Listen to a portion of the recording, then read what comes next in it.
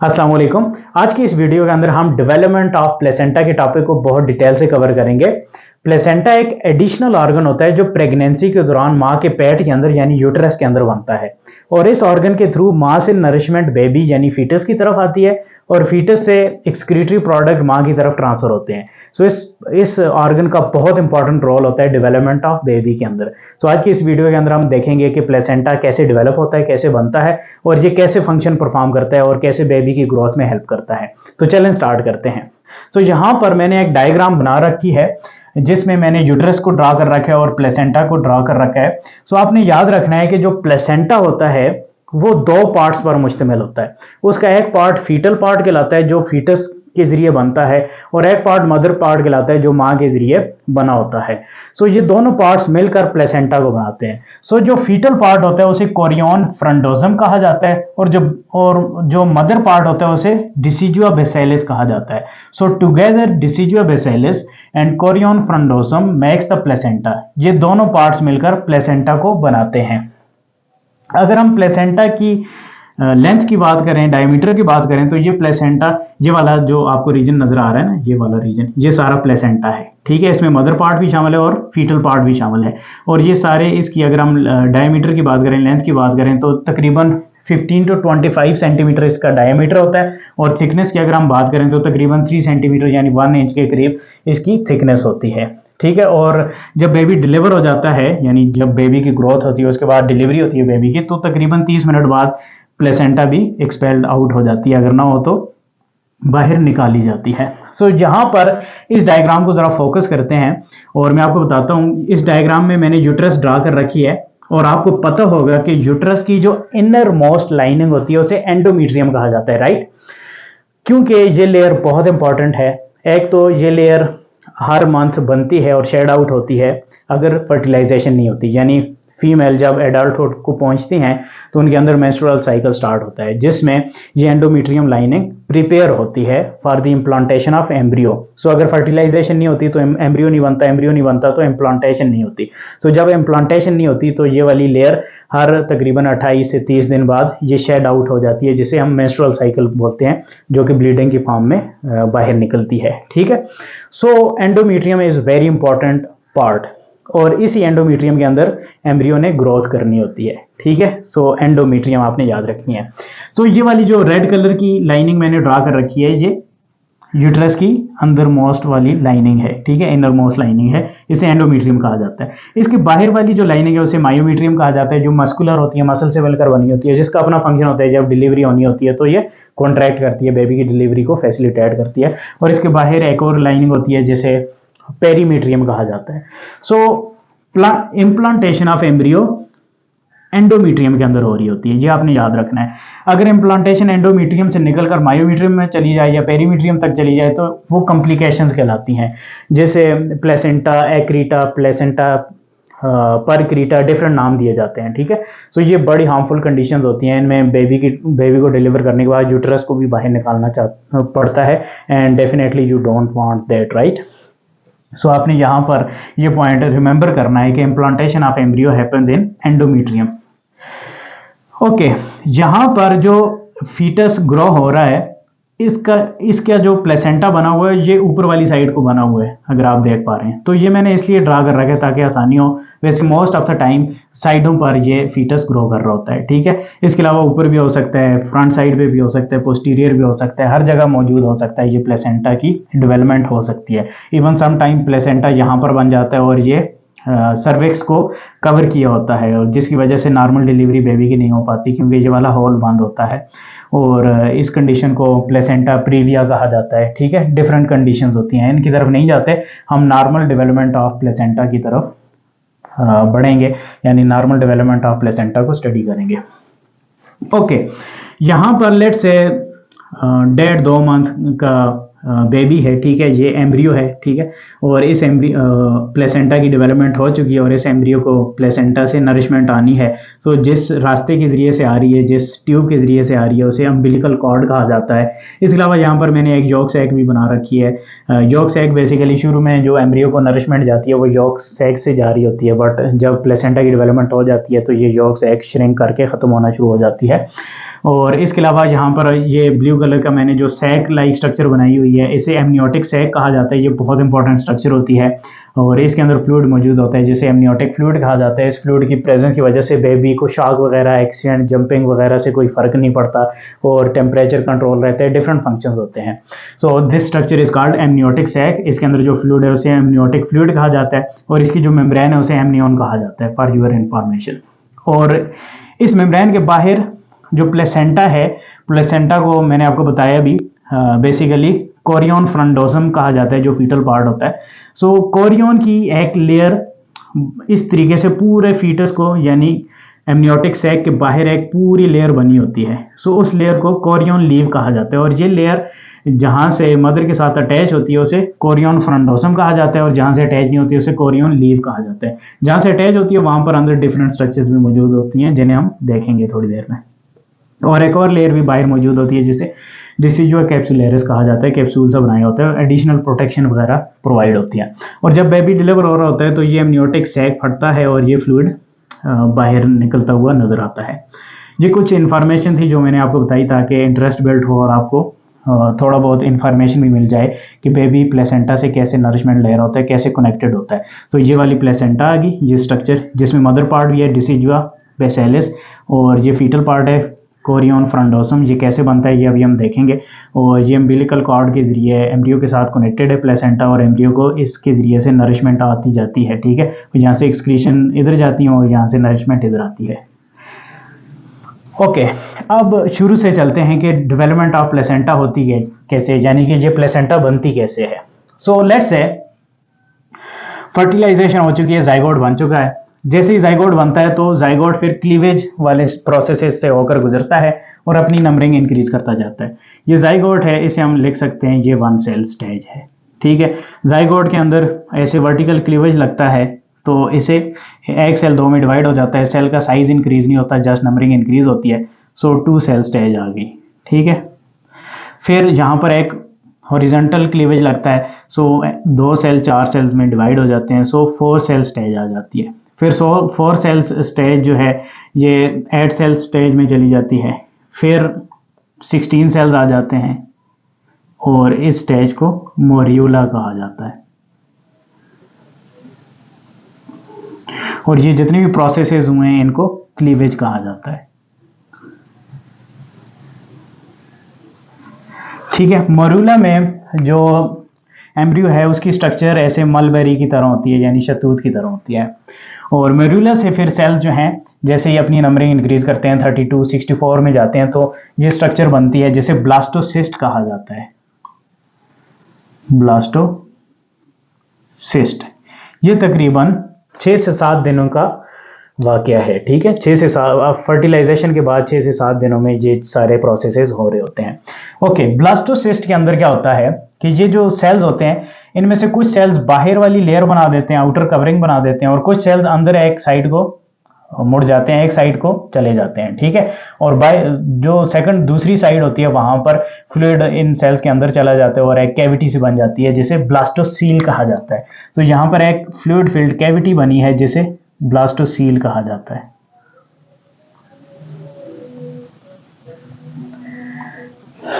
Clear हो गया? Okay, blastocyst ये हॉल स्ट्रक्चर है, इसके अंदर जो फ्लूइड फिल्ड कैविटी है उसे ब्लास्टोसील कहा जाता है। मैंने आपको बताया कुछ सेल्स बाहर की तरफ अरेंज होते हैं, इन सेल्स को आउटर सेल मास कहा जाता है। आउटर सेल मास, यानी दूसरा नाम दिया जाता है ट्रोफोब्लास्ट।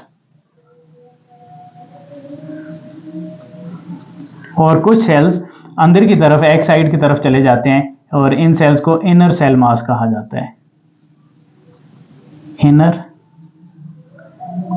सेल मास, और इन्हें दूसरा नाम दिया जाता है एम्ब्रियोब्लास्ट।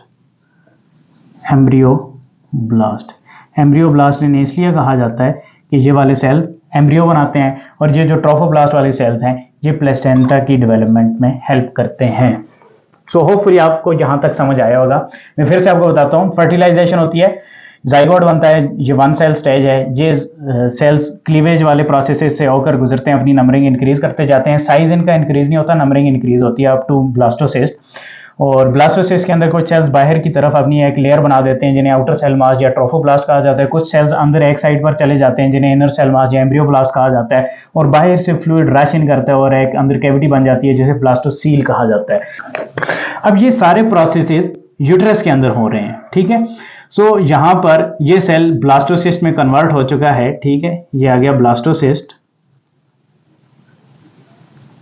ब्लास्टोसिस्ट, और आपको पता है यूट्रस की इनर मोस्ट लाइनिंग को क्या कहा जाता है, एंडोमेट्रियम। सो लेट्स से इस पार्ट को जरा जूम इन कर लेते हैं और एंडोमेट्रियम को जरा गौर से देख लेते हैं। ये वाला पार्ट आ गया मायोमेट्रियम, मस्कुलर वाल है ये, ठीक है। और मायोमेट्रियम के अंदर वाली लेयर जो है, यानी यूट्रस के अंदर वाली सबसे इनर मोस्ट लाइनिंग वाली लेयर जो है उसे एंडोमेट्रियम कहा जाता है। तो यहां से यहां तक ये जो लेयर है इसे क्या कहा जाता है, एंडोमेट्रियम, एंडोमेट्रियम। ओके, एंडोमेट्रियम को जब हम देखते हैं तो इसकी फर्दर दो लेयर्स होती हैं। एक लेयर जो मायोमेट्रियम के साथ अटैच होती है उसे बेसल लेयर या डिसिजुआ बेसिलिस कहा जाता है। सो अगर आपको याद हो, यहाँ पर मैंने आपको बताया मदर पार्ट को डिसिजुआ बेसिलिस कहा जाता है। इसका मतलब है ये वाली लेयर प्लेसेंटा का पार्ट है, ठीक है, मदर पार्ट है। सो इसे बेसल लेयर या डिसिजुआ बेसिलिस कहा जाता है। और एंडोमेट्रियम की जो बाहर वाली, यहाँ से बाहर, बल्कि यहाँ से अगर हम देखें तो सबसे इनर वाली जो लाइनिंग है उसे फंक्शनल लेयर कहा जाता है, एक लेयर है, इसे डिसिजुआ फंक्शनैलिस भी कहा जाता है। सो यहाँ पर मैं लिख भी देता हूँ, डिसिजुआ फंक्शनैलिस।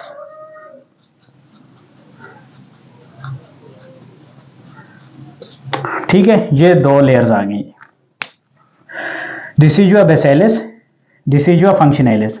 अच्छा, जो एम्ब्रियो है यानी ब्लास्टोसिस्ट है वो इम्प्लांट होता है इस लेयर के अंदर, बेसल लेयर की तरफ नहीं जाता। बेसल लेयर की तरफ जाएगा तो कॉम्प्लिकेशंस होंगे, इस लेयर के अंदर इसने इम्प्लांट होना है, ठीक है। सो फंक्शनल लेयर के अंदर इम्प्लांट होना है। सो इन एंडोमेट्रियम की लेयर के अंदर डेफिनेटली ब्लड वेसल्स मौजूद होती हैं, लेट्स से ये वेन्स आ गई, और आर्टरीज वगैरह मौजूद होती हैं, कॉइल्ड आर्टरीज होती हैं। इस तरीके से ये डेफिनेटली होनी ज़रूरी है क्योंकि यहाँ पर प्लेसेंटा की डेवलपमेंट होनी है, और अगर ब्लड की ट्रांसमिशन अच्छे से हो रही होगी तो न्यूट्रिएंट्स वगैरह की ट्रांसमिशन अच्छे से होगी।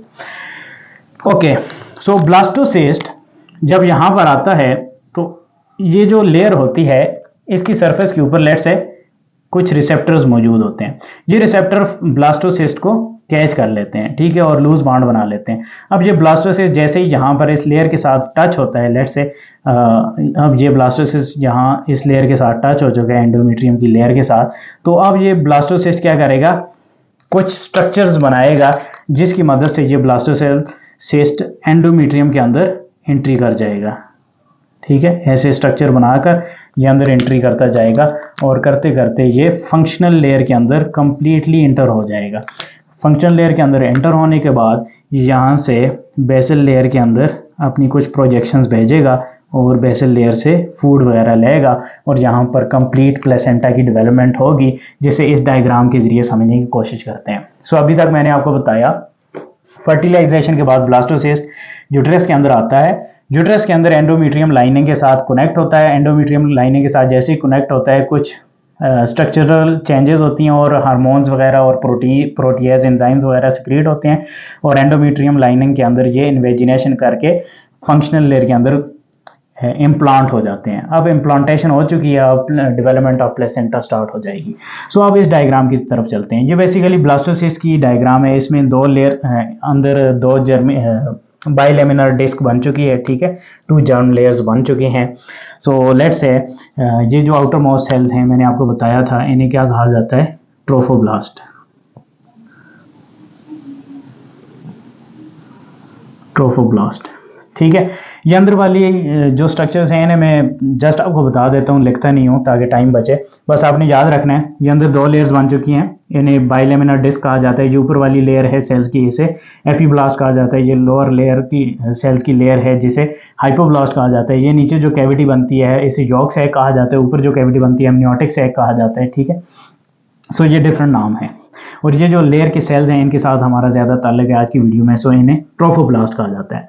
और जैसे कि मैंने आपको बताया जब यहाँ पर इम्प्लांटेशन होती है तो यहाँ पर कुछ स्ट्रक्चरल चेंजेस होती हैं, सो वो चेंजेस देख लेते हैं। ट्रोफोब्लास्ट के सेल्स क्या करते हैं, अपनी नंबरिंग इंक्रीज करते हैं। सो यहाँ पर मैं लेट्स से ब्लू कलर में इन सेल्स की नंबरिंग इंक्रीज करता हूँ, यही बेसिकली सेल्स हैं, ठीक है। ऐसे अपनी नंबरिंग इंक्रीज करते जाते हैं ऐसे, ठीक है। सो सारा कुछ मैं नहीं ड्रा कर सकता, टाइम बहुत ज़्यादा लग जाएगा। सो इस तरीके से ये अपनी नंबरिंग इंक्रीज करते जाते हैं। तो यहाँ पर सिनारियो मैंने थोड़ा सा चेंज कर दिया, अब एंडोमेट्रियम को मैं ऊपर बनाने लगा हूँ क्योंकि हमने ये वाला सिनारियो स्टडी करना है। यहाँ पर मैंने आपको बताया ब्लास्टोसिस्ट साइड वाल के साथ अटैच है, तो इस तरीके से इम्प्लांटेशन होगी। अब आपने इमेजिन कर लेना है कि ब्लास्टोसिस्ट इस वाल के साथ उसने अटैच होना है एम्ब्रियो के, तो इस वाल के साथ जब अटैच होगा तो प्लेसेंटा जो है वो ऐसे बननी है, ठीक है। सो इसलिए यहाँ पर स्ट्रक्चर्स में ऐसे ड्रा कर रहा हूँ। सो ट्रोफोब्लास्ट के सेल जैसे ही रेप्लिकेट करने लगते हैं, तो रेप्लिकेट करने के बाद इनकी सेल मेम्ब्रेन डिग्रेड हो जाती है, ठीक है। सेल मेम्ब्रेन डिग्रेड होगी तो क्या होगा, यहाँ पर साइटोप्लाज्म इनका आपस में जुड़ता जाएगा और एक पूल ऑफ सेल बन जाएगा, ठीक है, जिसमें कोई क्लियर मार्जिन नहीं होगा सेल मेम्ब्रेन का। सो इस तरीके से एक स्ट्रक्चर बन जाएगी, ठीक है। यहाँ पर मैं ड्रा कर देता हूँ, ये इस तरीके से एक स्ट्रक्चर बन चुकी है। सो यहाँ पर मैं इसे ज़रा सा ओपन करके बनाता हूँ क्योंकि इसके अंदर मैंने और भी स्ट्रक्चर्स बनानी है। सो लेट्स से ऐसे एक स्ट्रक्चर बन चुकी है। अब क्योंकि सेल मेम्ब्रेन डिग्रेड हो चुकी हैं तो न्यूक्लियस बहुत सारे इस तरीके से यहाँ पर पड़े होंगे, ठीक है। मल्टी न्यूक्लिएटेड स्ट्रक्चर बन चुकी है जिसमें सेल मार्जिन कोई भी डिफाइन नहीं है। इस स्ट्रक्चर को कहा जाता है syncytiotrophoblast. Syncytiotrophoblast, okay.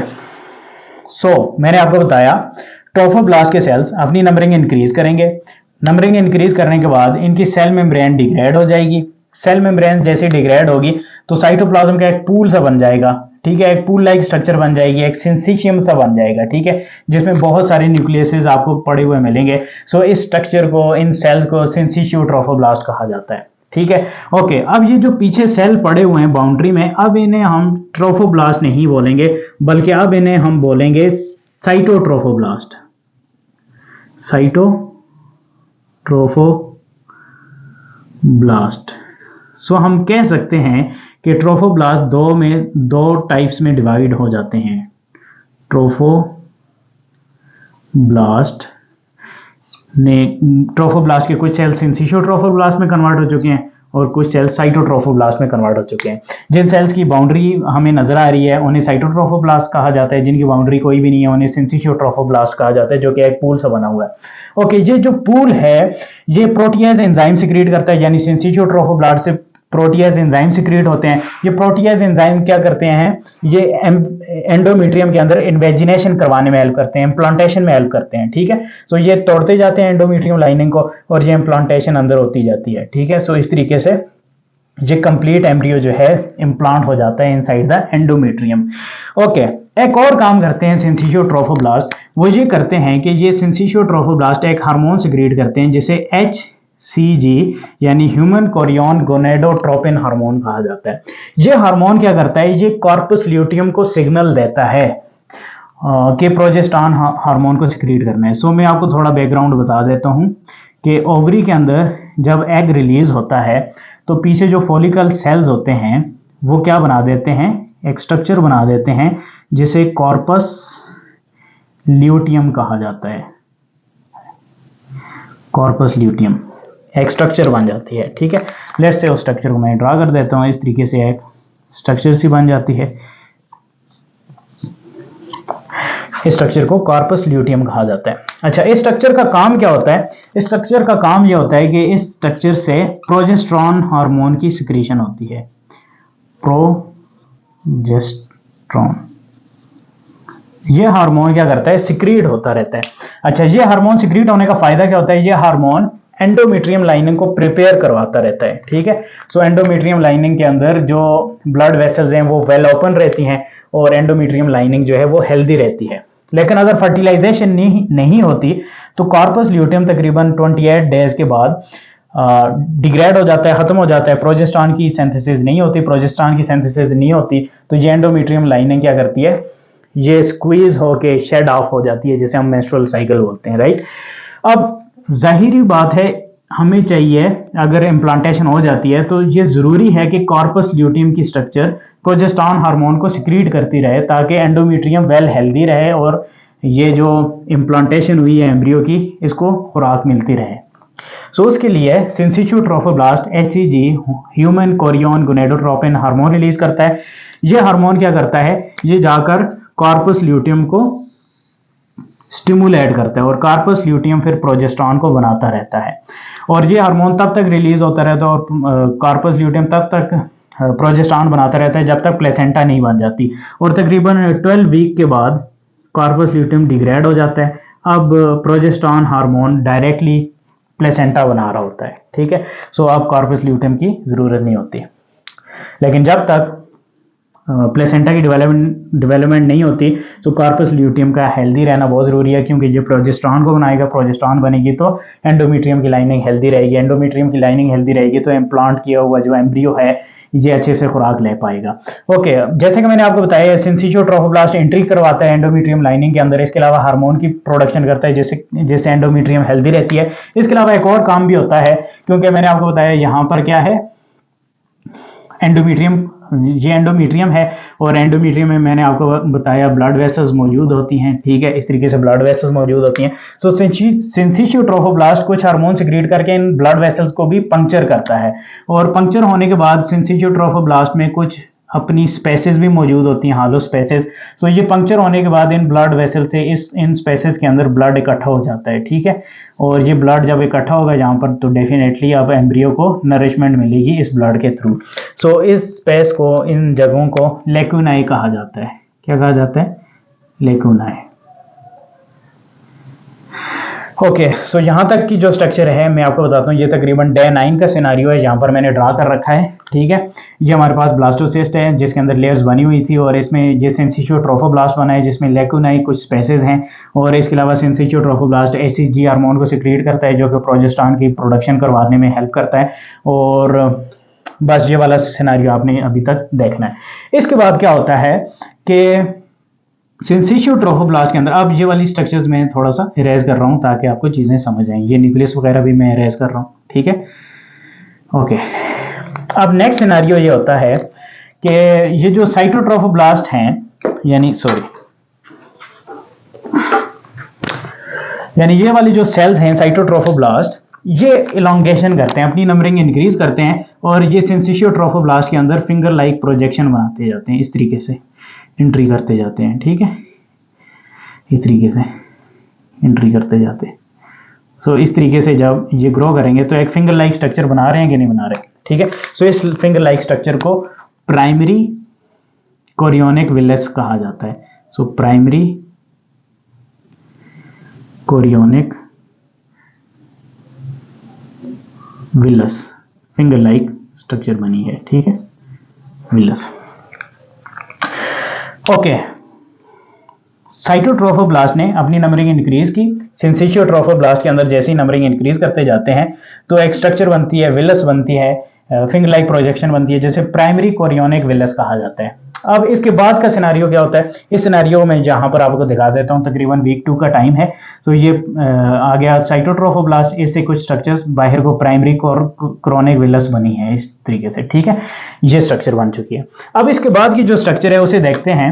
वो स्ट्रक्चर ये है कि यहाँ अंदर साइटोट्रोफोब्लास्ट के अंदर एक लेयर बन जाती है, ठीक है, काफी मोटी सी एक लेयर बन जाती है सेल्स की, ठीक है। इस तरीके से एक लेयर बन चुकी है। मैं इस लेयर को मोटा करके बनाता हूं ऐसे, ठीक है। अंदर क्या हो रहा है ये हम स्टडी नहीं कर रहे, यहाँ पर मैं इस तरीके से ड्रा करता हूँ और यहाँ पर मैं एक फीटस बना दूंगा अंदर ताकि हमें समझ आए हो क्या रहा है, ठीक है। और ये लेयर इस तरीके से होती है। इस लेयर को कहा जाता है एक्स्ट्रा एम्ब्रियोनिक मेसोडर्म, ठीक है। तो यहां पर मैं लिख देता हूं कि ये लेयर बनती है जिसे एक्स्ट्रा एम्ब्रियोनिक मेसोडर्म कहा जाता है। ये लेयर बनती है तकरीबन यॉर्क सैक और जो हाइपोब्लास्ट के सेल्स होते हैं उनसे ये लेयर बनती है, ठीक है। ये लेयर जैसे ही बनती है तो उसके बाद ये लेयर अंदर से डिग्रेड होना शुरू हो जाती है, ठीक है, यानी अंदर से खाली होती जाती है। ओके, ये लेयर जब अंदर से खाली होगी तो ये 2 लेयर्स में कन्वर्ट हो चुकी है, राइट। और ये दोनों लेयर्स आपस में कनेक्टेड भी होती हैं एक स्ट्रक्चर के जरिए, इस तरीके से कनेक्टेड स्ट्रक्चर भी होती है और इस स्ट्रक्चर को कनेक्टेड स्टॉक कहा जाता है। ठीक है, सो इस स्ट्रक्चर को अगर हम देखें तो यहाँ पर ये सिनेरियो मैंने ड्रा कर रखा है। ये साइटोट्रोफोब्लास्ट की लेयर आ गई, उसके अंदर एक्स्ट्रा एम्ब्रियोनिक मेसोडर्म की लेयर बन चुकी है जो दो लेयर में डिवाइड हो चुकी है और ये दोनों लेयर्स आपस में कनेक्ट हैं बाय कनेक्टिंग स्टॉक। ठीक है, और यहाँ पर ये स्ट्रक्चर प्राइमरी विलस ऑलरेडी बनी हुई है। अब क्या होगा, इससे नेक्स्ट सिनेरियो ये होता है कि ये जो एक्स्ट्रा एम्ब्रियोनिक मेसोडर्म की जो लेयर है, इसकी ऊपर वाली लेयर इस तरीके से अंदर को इन्वेजिनेट करना शुरू करती है। किसके अंदर? ये जो साइटोट्रोफोब्लास्टिक सेल्स हैं इनके अंदर। सो यहाँ पर मैं इस सिनेरियो को ड्रा करता हूँ। ये इस तरीके से फिंगर लाइक प्रोजेक्शन बनी। ठीक है, और इसके ऊपर ये वाले सेल्स डेफिनेटली मौजूद हैं जिन्हें मैं ऐसे ड्रा करूँगा। ठीक है, ताकि टाइम भी बचे, स्पेस भी कम लगे। ओके, अब आप देख पा रहे हैं कि एक और फिंगर लाइक प्रोजेक्शन बनी है, इसलिए स्ट्रक्चर को आप बोलेंगे सेकेंडरी कोरियोनिक विलस। इस स्ट्रक्चर को बोलेंगे सेकेंडरी कोरियोनिक विलस। में जस्ट विलस लिख लेता हूं, secondary villous. So secondary villous में क्या हुआ, मैंने आपको बताया एक्स्ट्रा एम्ब्रियोनिक मेम्ब्रेन अंदर से हालो हुई, दो मेम्ब्रेन में कन्वर्ट हुई। ये ऊपर वाली जो मेम्ब्रेन है ये इस तरीके से साइटोट्रोफोब्लास्टिक सेल के अंदर इन्वेजिनेट करती गई। ठीक है, इन्वेजिनेट करके एक और फिंगर लाइक प्रोजेक्शन बनी जिसे हमने सेकेंडरी कोरियोनिक विलस का नाम दिया। ठीक है, अब इसके बाद क्या होगा, इसके बाद इस स्ट्रक्चर के अंदर मेसोडर्म से ये जो मेसोडर्म है, मेसोडर्मिक लेयर है, डेफिनेटली इसके अंदर क्या होता है, ब्लड वेसल्स बनना शुरू हो जाती हैं। इस तरीके से ब्लड वेसल्स बनती हैं और ब्लड वेसल डेफिनेटली वेन और आर्टरी दोनों टाइप की हो सकती हैं इस तरीके से। सो ये ब्लड वेसल्स भी इन फिंगर लाइक प्रोजेक्शंस के अंदर इन्वेजिनेट करती हैं। अब इस स्ट्रक्चर को कहा जाता है टर्शरी कोरियोनिक विलस। सो इस स्ट्रक्चर को मैं लिख देता हूँ टर्शरी कोरियोनिक विलस जस्ट में। ओके, सो और इसके अलावा ये जो कनेक्टिंग स्टॉक है, ये स्टॉक इस तरीके से चेंज होता जाता है। ठीक है, और ये स्टॉक ऐसे ऐसे एलोंगेट होता जाता है और ये स्ट्रक्चर तो डेफिनेटली बनी होती है ऐसे। ये कनेक्टिंग स्टॉक कहलाता है अम्बिलिकल कॉर्ड। ये कन्वर्ट हो जाता है इनटू अम्बिलिकल कॉर्ड। ठीक है, और ये बेबी है तो यहाँ पर तो नहीं होगा, डेफिनेटली अम्बिलिकल कॉर्ड यहाँ पर कनेक्ट होगा। ठीक है, ओके, क्लियर हो गया। सो यहाँ तक जितने भी सिनेरियोस थे मैंने आपको बताया। सो यहाँ पर मैं आपको बताता हूँ, ये वाला मैकेनिज्म हमने देख लिया था। इसके बाद क्या होता है, मैंने आपको बताया कि secondary chorionic extra embryonic mesoderm अंदर फिंगर लाइक प्रोजेक्शन बनाएगा जिसे सेकेंडरी कोरियोनिक विलस कहा जाता है। फिर उसके अंदर ब्लड वेसल्स बनेंगी जिसे टर्शियरी कोरियोनिक विलस कहा जाता है। सो इन विलस को अगर हम देखें तो ये 3 लेयर्स इस तरीके से कवर हुई होती हैं। सो मैं आपको सिंप्लीफाई करके बताता हूँ।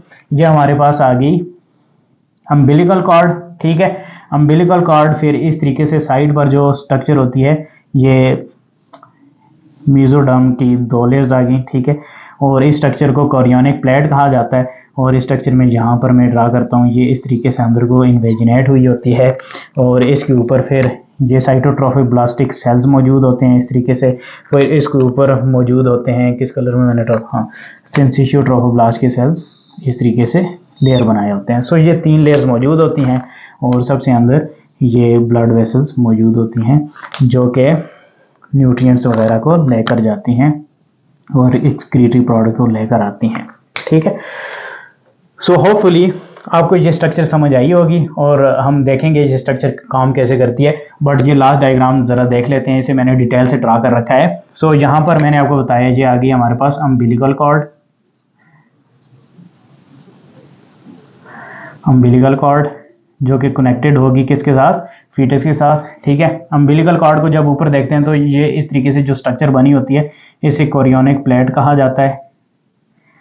कोरियोनिक प्लेट कहा जाता है और इसके ऊपर की ये जो स्ट्रक्चर है इसे कहा जाता है कोरियोन फ्रंडोजम। ठीक है, और इसको जब हम गौर से देखते हैं तो इसमें डिफरेंट लेयर्स हमें देखने को मिलती हैं। सो यहाँ पर आपने देखा मैंने सीधे सीधे विलस ड्रा कर रखी है, यहाँ पर थोड़ी सी मैंने बैंड की है तो डेफिनेटली ये कुछ अर्से के बाद इस तरीके से बैंड हो जाती हैं ताकि सरफेस एरिया इंक्रीज और ट्रांसपोर्ट ऑफ मटेरियल ज़्यादा आसानी से हो सके और ज़्यादा अमाउंट में हो सके। ठीक है, सो ये एक विलस आ गई, ये दूसरी विलस आ गई। इसके दरमियान की जो स्पेस है उसे इंटरविलस स्पेस कहा जाता है, और इस स्पेस के अंदर जो मदर पार्ट है वहाँ से ब्लड वेसल्स आती हैं और ब्लड वगैरह यहाँ पर गिरता रहता है। ठीक है, इंटरविलस स्पेस के अंदर, और यहाँ से फिर जो न्यूट्रिएंट्स वगैरह जाने होते हैं वो इस तरीके से अंदर एंट्री मारते हैं और ब्लड वेसल से होते हुए अम्बिलिकल कॉर्ड से होते हुए सीधा फीटस में जाते हैं, और फीटस के अंदर जितने भी वेस्ट प्रोडक्ट्स हैं वो इस तरीके से ब्लड वेसल से होते हुए यहाँ पर आते हैं और यहाँ से इंटरविलस स्पेस में जाते हैं।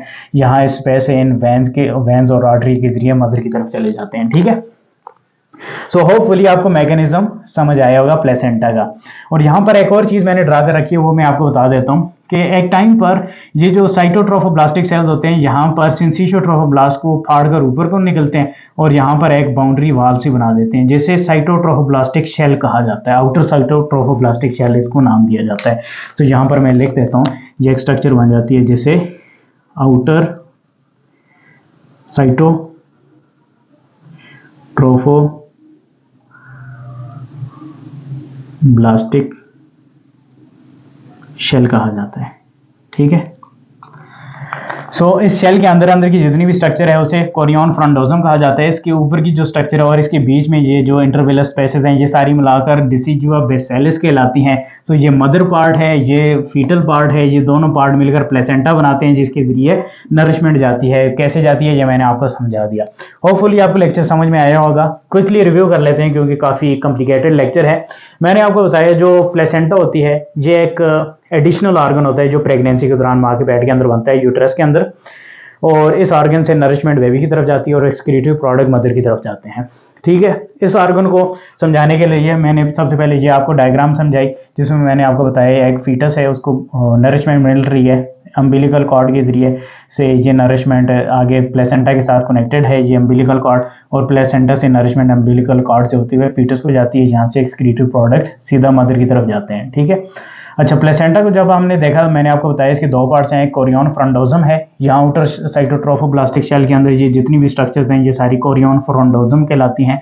ठीक है, और ये कोरियन फ्रंटोजम की एक लेयर यहाँ से पीछे की तरफ से होकर बेबी की तरफ से आती है, इसे कोरियन लीव कहा जाता है। और यहाँ पर एक एमनियोटिक सैक मौजूद है और बाकी जितनी भी स्ट्रक्चर्स हैं मैंने आपको बताई हैं। और फिर मैंने आपको बताया कि यहाँ पर फर्टिलाइजेशन के बाद ब्लास्टोसिस इम्प्लांट कैसे होता है, एंडोमेट्रियम की जो फंक्शनल लेयर है उसके अंदर ये इम्प्लांटेशन होती है। उसके बाद मैंने आपको बताया डिफरेंट स्टेजेस से गुजार के मैंने आपको बताया कि प्लेसेंटा की डेवलपमेंट कैसे होती है, जिसमें मैंने आपको बताया सबसे पहले सिंसिशियोट्रोफोब्लास्ट बनते हैं जो कि इन्वेजिनेट करवाते हैं और इम्प्लांटेशन में हेल्प करते हैं एंडोमेट्रियम के अंदर।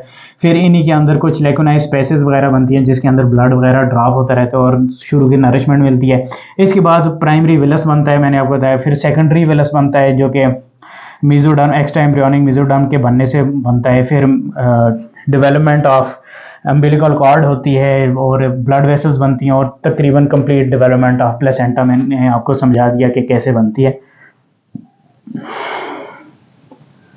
सो होपफुली आपको लेक्चर समझ में आया होगा। नेक्स्ट लेक्चर तक के लिए मुझे इजाज़त है। शुक्रिया, अल्लाह हाफिज़।